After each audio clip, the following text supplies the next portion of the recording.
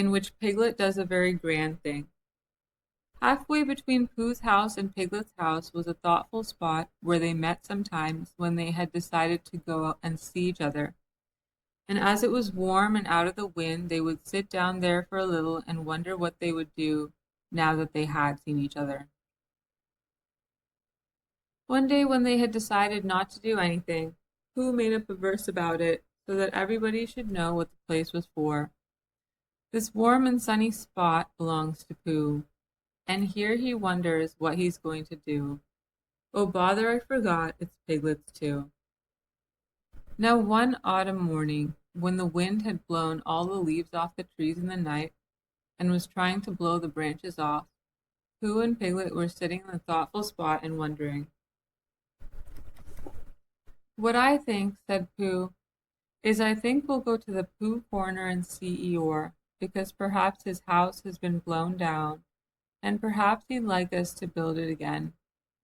What I think, said Piglet, is I think we'll go and see Christopher Robin, only he won't be there, so we can't. Let's go and see everybody, said Pooh, because when you've been walking in the wind for miles, and you suddenly go into somebody's house and he says, "Hallo, Pooh, you're just in time for a little smackerel of something," and you are, then it's what I call a friendly day. Piglet thought that they ought to have a reason for going to see everybody, like looking for small or organizing expedition. If Pooh could think of something, Pooh could. We'll go because it's Thursday, he said, and we'll go to wish everybody a very happy Thursday. Come on, Piglet. They got up, and when Piglet had sat down again, because he didn't know the wind was so strong, and had been helped up by Pooh, they started off. They went to Pooh's house first, and luckily Pooh was at home just as they got there, so he asked them in, and they had some, and then they went on to Kanga's house, holding on to each other and shouting, "Isn't it?" and "What?" and "I can't hear." By the time they got to Kanga's house, they were so buffeted that they stayed to lunch. Just at first, it seemed rather cold outside afterwards, so they pushed on to Rabbit's as quickly as they could. "We've come to wish you a very happy Thursday," said Pooh, when he had gone in and out once or twice just to make sure that he could get out again. "Why, what's going to happen on Thursday?" asked Rabbit, and when Pooh had explained, and Rabbit, whose life was made up of important things, said, "Oh, I thought you'd really come about something," they sat down for a little, and by Pooh and Piglet went on again. The wind was behind them now, so they didn't have to shout. "Rabbit's clever," said Pooh thoughtfully. "Yes," said Piglet, "Rabbit's clever. And he has brain." "Yes," said Piglet, "Rabbit has brain." There was a long silence. "I suppose," said Pooh, "that's why he never understands anything." Christopher Robin was at home by this time because it was the afternoon, and he was so glad to see them that they stayed there until the very nearly tea time. And then they had a very nearly tea, which is one you forget about afterwards, and hurried on to Pooh Corner so as to see Eeyore before it was too late to have a proper tea with Owl. "Hallo, Eeyore," they called out cheerfully. "Ah," said Eeyore, "lost your way?" "We just came to see you," said Piglet, "and to see how your house was. Look, Pooh, it's still standing." "I know," said Eeyore, "very odd. Somebody ought to have come down and pushed it over." "We wondered whether the wind would blow it down," said Pooh. "Ah, that's why nobody's bothered, I suppose. I thought perhaps they'd forgotten." "Well, we're very glad to see you, Eeyore, and now we're going on to see Owl." "That's right, you'll like Owl. He flew past a day or two ago and noticed me. He didn't actually say anything, mind you, but he knew it was me. Very friendly of him, I thought, encouraging." Pooh and Piglet shuffled about a little and said, "Well, good-bye, Eeyore," as lingeringly as they could, but they had a long way to go and wanted to be getting on. "Good-bye," said Eeyore. "Mind you don't get blown away, little Piglet. You'd be missed. People would say, 'Where's little Piglet been blown to?' really wanting to know. Well, good-bye, and thank you for happening to pass me." "Good-bye," said Pooh and Piglet for the last time, and they pushed on to Owl's house. The wind was against them now, and Piglet's ears streamed behind him like banners, as he fought his way along, and it seemed hours before he got them into the shelter of the 100-acre wood, and they stood up straight again, to listen a little nervously to the roaring of the gale among the tree tops. Supposing a tree fell down, Pooh, when we were underneath it? Supposing it didn't, said Pooh after careful thought. Piglet was comforted by this, and in a little while they were knocking and ringing very cheerfully at Owl's door. "Hallo, Owl," said Pooh. "I hope we're not too late for, how are you, Owl? Piglet and I just came to see how you were because it's Thursday." "Sit down, Pooh, sit down, Piglet," said Owl kindly. "Make yourselves comfortable." They thanked him and made themselves as comfortable as they could. "Because you see, Owl," said Pooh, "we've been hurrying, so as to be in time so as to see you before we went away again." Owl nodded solemnly. "Correct me if I am wrong," he said, "but am I right in supposing that it is a very blusterous day outside?" "Very," said Piglet, who was quietly thawing his ears and wishing that he was safely back in his own house. "I thought so," said Owl. "It was on such a blusterous day as this that my Uncle Robert, a portrait of whom you see up on the wall on your right, Piglet, while returning in the late forenoon from a— What's that?" There was a loud cracking noise. "Look out!" cried Pooh. "Mind the clock! Out of the way, Piglet! Piglet, I'm falling on you!" "Help!" cried Piglet. Pooh's side of the room was slowly tilting upwards, and his chair began sliding down on Piglet's. The clock slithered gently along the mantelpiece, collecting vases on the way, until they all crashed together onto what had once been the floor, but was now trying to see what it looked like as a wall. Uncle Robert, who was going to be the new hearthrug and was bringing the rest of the wall with him as carpet, met Piglet's chair just as Piglet was expecting to leave it, and for a little while it became very difficult to remember which was really the north. Then there was another loud crack. Owl's room collected itself feverishly, and there was silence. In a corner of the room, the tablecloth began to wriggle. Then it wrapped itself into a ball and rolled across the room. Then it jumped up and down once or twice and put out 2 ears. It rolled across the room again and unwound itself. "Who?" said Piglet nervously. "Yes," said one of the chairs. "Where are we?" I'm not quite sure," said the chair. Are we in Owl's house?" "I think so, because we were just going to have tea and we hadn't had it." "Oh," said Piglet. "Well, did Owl always have a letterbox in his ceiling?" "Has he?" "Yes, look." "I can't," said Pooh. "I'm face downwards under something, and that, Piglet, is a very bad position for looking at ceilings." "Well, he has, Pooh. Perhaps he's changed it," said Pooh, "just for a change."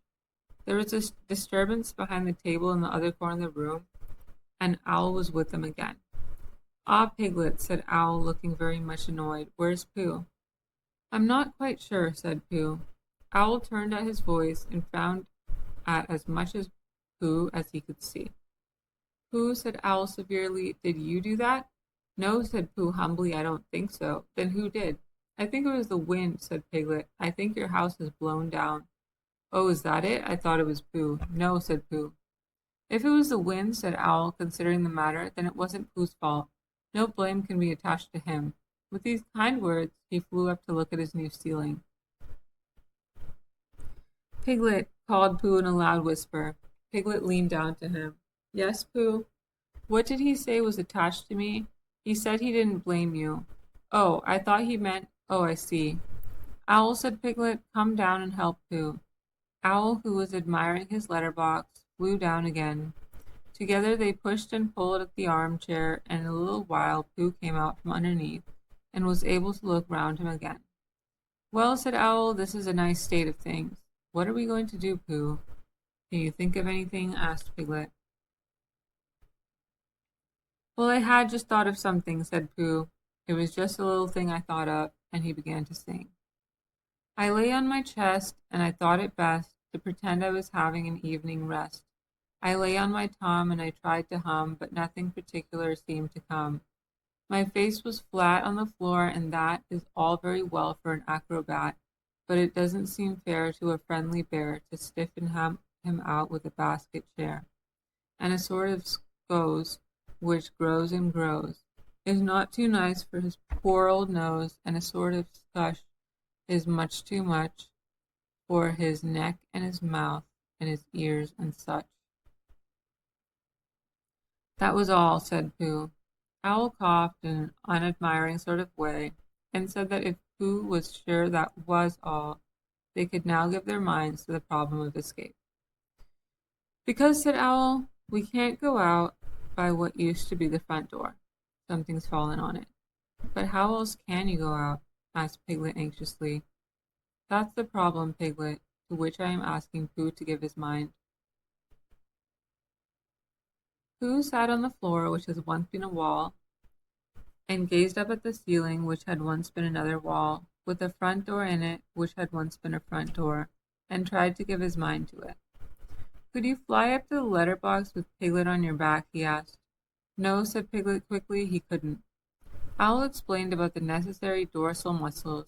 He had explained this to Pooh and Christopher Robin once before, and had been waiting ever since for a chance to do it again, because it is a thing which you can easily explain twice before anybody knows what you are talking about.